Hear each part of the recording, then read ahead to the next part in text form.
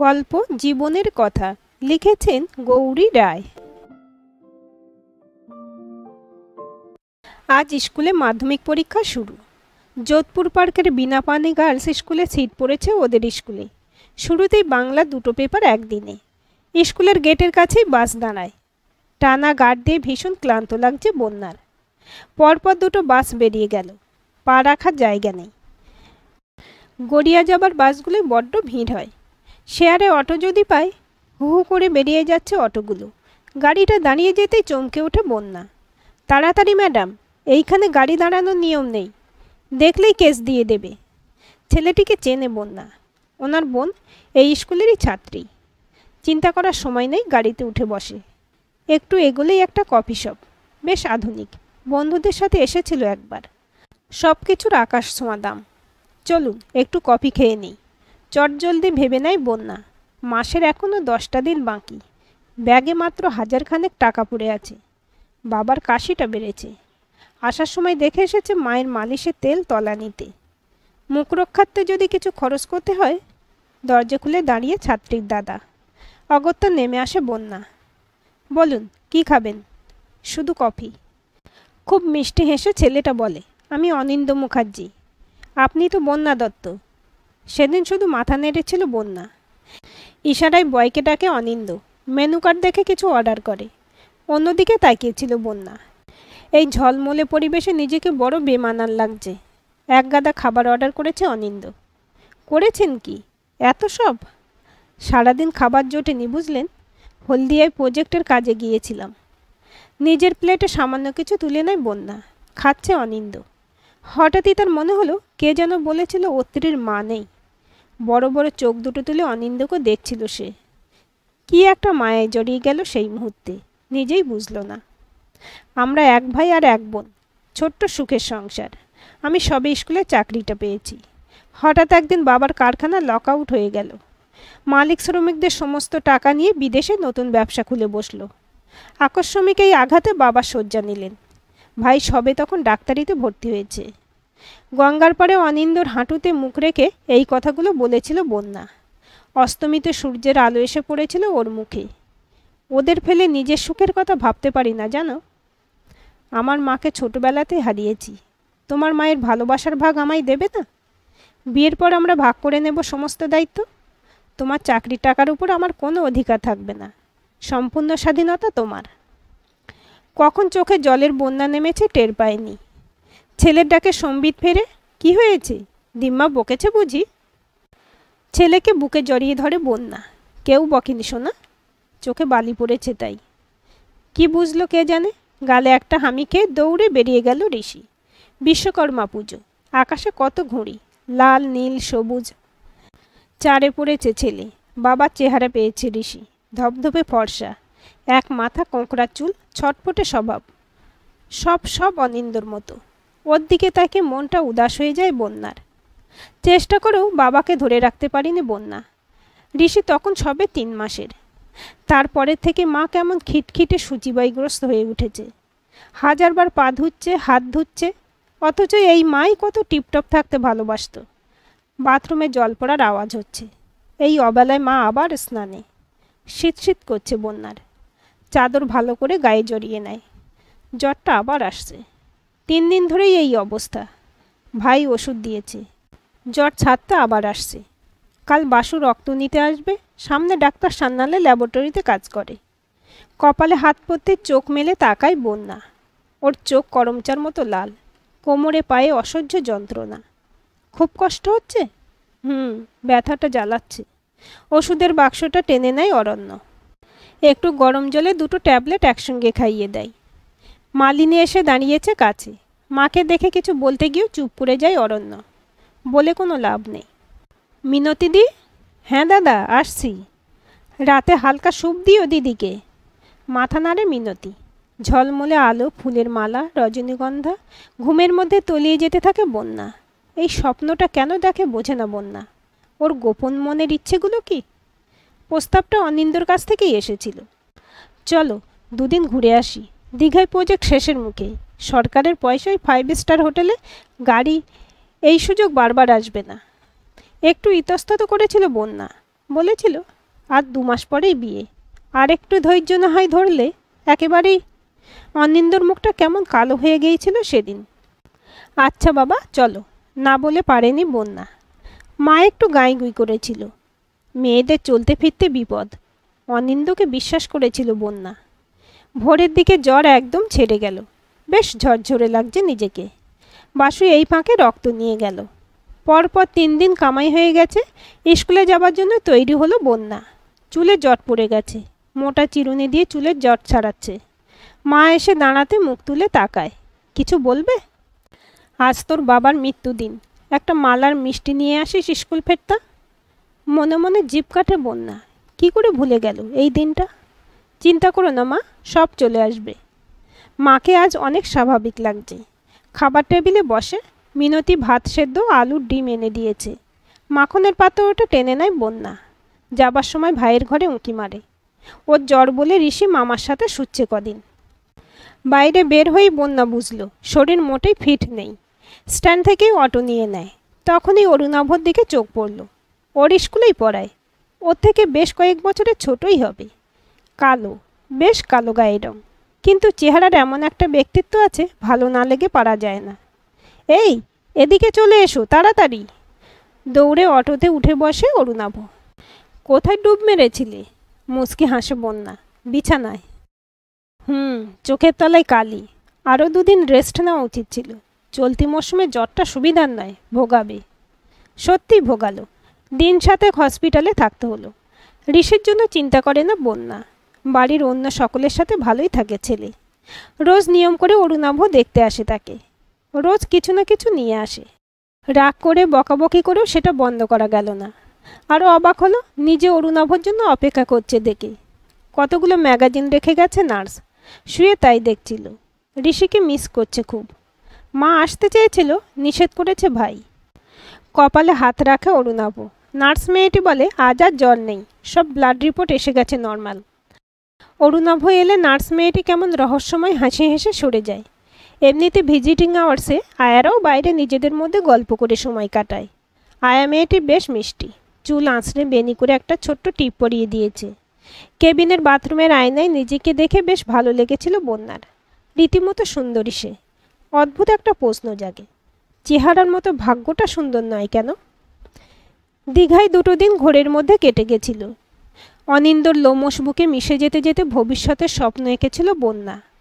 তখন বন্যার একবারও মনে হয়নি সমুদ্রের একটা ঢেউ এসে মুছে দিয়ে যাবে তার সব স্বপ্ন।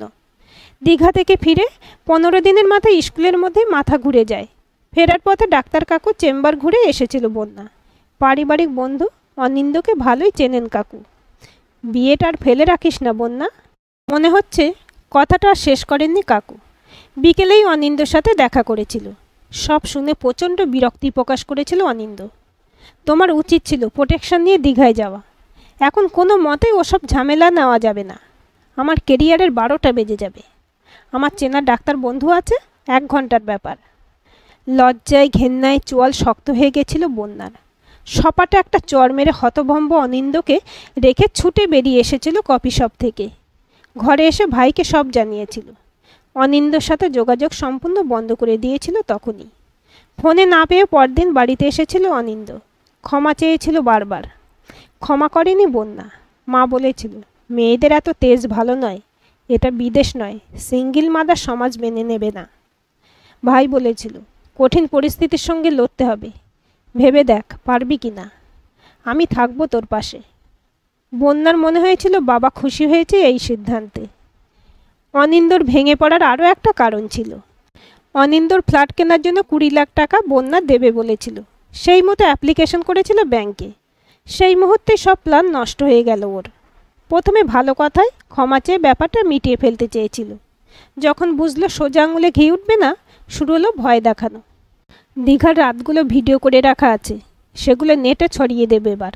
সম্মান নিয়ে কেমন করে স্কুল করো আমিও দেখব। 2 দিন সময় চেয়েছিল বন্যা। আমায় 2 দিন চিন্তা করার সময় দাও। বিজয়ের হাসি হেসেছিল অনিন্দ। পাখি জালে পড়েছে ভেবে নিশ্চিন্ত হয়ে ফিরে গেছিল। আর দেরি করেনি বন্যা। ভাইকে নিয়ে সোজা থানায়। অনিন্দর বিরুদ্ধে ডায়েরি করেছিল। নামটা চেনা লাগছে। মনে হচ্ছে মাস 6 আগেই মালটার সাথে মোলাকাত হয়েছে। বলেছিলেন অফিসার দত্ত। কোনো ফটো আছে? সেই মুহূর্তে বন্যার মোবাইলে কোনো ছবি ছিল না অনিন্দর। রাগে ঘেন্নায় সব ডিলিট করে দিয়েছিল। ওকে ম্যাডাম, মালটাকে আজই তুলে আনছি। খুব দ্রুত অ্যাকশান নিয়েছিলেন অফিসার। পুরনো পাপি, যে মেয়েটিকে বোন বলে জানতো বন্যা, অত্রির সঙ্গে তার কোনো রক্তের সম্পর্ক ছিল না। অত্রি শয়তানটার মুখোশ খুলে দিয়েছিল। দুঘাপত্যের সমস্ত ভিডিও ডিলিট করে দেয় অনিন্দ। কলকাতা ছেড়ে যেতে বাধ্য হয়েছিল শুধুমাত্র অফিসার দত্তের জন্যই। ওনার কাছে কৃতজ্ঞতার শেষ নেই বন্যার।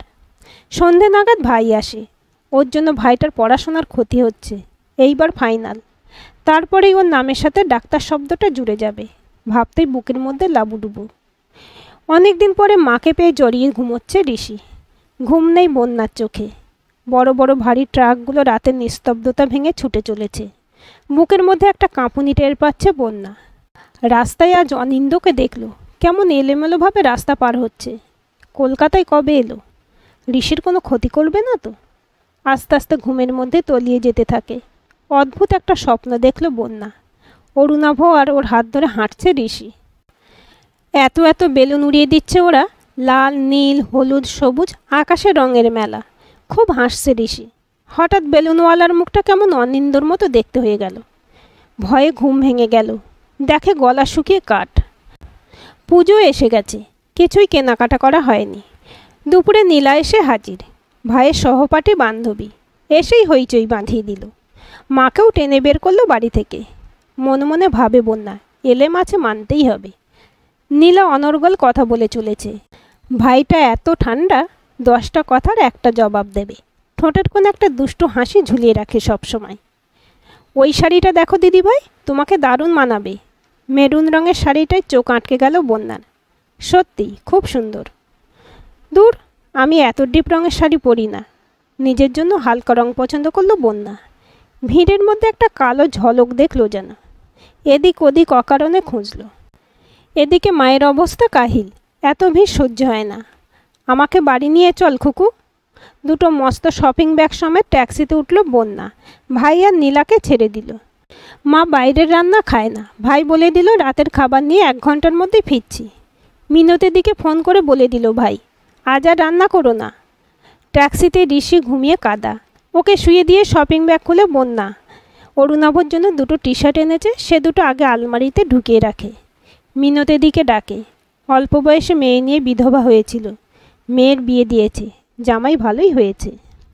দেখো তোমার পছন্দ হয় কি না। মিনতিদি যখন এ বাড়িতে আসে সাদা পাড়ওয়ালা শাড়ি ছাড়া পরতো না। বন্যায় রঙিন শাড়ি ধরিয়েছে। চা নিয়ে এসেছে মিনতি, সঙ্গে দুটো ক্রিম ক্রেকার বিস্কুট। মা চা খেয়েছে গো। দাঁড়াও, আগে মাসিমার স্নান হোক। বালতিতে গরম জল দিয়ে এলাম। এই শাড়িটা তোমার মেয়ের জন্য। এত দামি শাড়ি? কি দরকার ছিল? এগুলো তোমার সায়া, ব্লাউজ। আর শোনো, এই টাকাটা রাখো তোমার জামাইয়ের জন্য। ওর পছন্দের কিছু কিনে দিও। চোখের জল আটকানোর চেষ্টা করে না মিনতি। মেয়ের বিয়ে দিতে নিঃস্ব হয়ে গেছে। পরদিন স্কুলের ছুটির পর চলো বাইরে কোথাও বসি। অরুণাভ আজ খুব অন্যমনস্ক। নজর করে বন্যা। হাত দেখে একটা ট্যাক্সি দাঁড় করায়। বাইপাসের ধারে খুব ভালো একটা রেস্টুরেন্ট খুলেছে। ওখানেই ট্যাক্সিটা ছেড়ে দেয়। দোতলার ওপরেই উঠে আসে দুজনে। অক্টোবরের মাঝামাঝি পুজো। এখনও কি গরম। দুটো কবিরাজের অর্ডার করেছে বন্যা।